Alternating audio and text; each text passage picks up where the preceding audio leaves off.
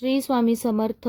आज आहे दीप अमावस्या आणि दीप अमावस्येला आपण दिव्यांची अमावस्या असंही म्हटले जातं. दिव्यांची पूजा केली जाते. जसं आपण रोज देवाची पूजा करतो तशी या दिवशी दिव्यांची पूजा करायची असते.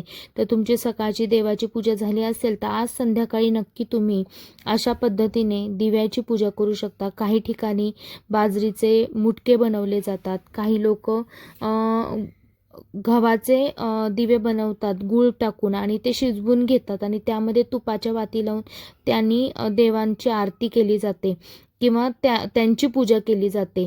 तर प्रत्येकाची प्रथा वेगळी आहे. तर आमच्या इथं अशा प्रकारे आम्ही दिवे पूर्ण घासून घेतो, पुसून घेतो आणि या पद्धतीने अष्टगंध लावून कुंकू लावून त्यांना असं सुशोभित म्हणजे अलंकृत करून घेतो आणि अलंकृत केलेल्या दिव्यांची आपण पूजा करायची आहे, फुलं वाहून अगरबत्ती फिरवून.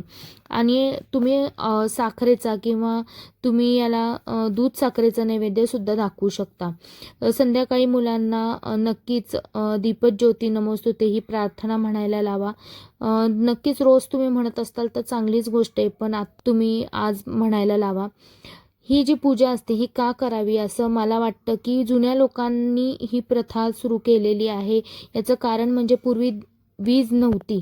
या दिव्यांवरच पूर्ण संध्याकाळ त्यांची निघायची, रात्र निघायची. तर ह्या दिव्यांना आभार म्हणून ही पूजा मांडली जात असावी. यासोबतच असंही मला वाटते की श्रावण महिना चालू होतो आणि पूर्ण देवदेवतांच्या पूजाविधीचा हा महिना असतो. या महिन्याची सुरुवात ही सर्व घरातील दिवे घासून पुसून मगच व्हावी अशी काहीतरी त्यांची संकल्पना असेल, म्हणून ही दीप अमावस्या अशा पद्धतीने साजरी केली जात असेल. तर तुम्ही सुद्धा ही नक्की साजरी करा. या पूजेसोबतच तुम्हाला आज संध्याकाळी दक्षिण दिशेला सुद्धा एक दिवा लावायचा आहे, जो पूर्वजांसाठी लावला जातो.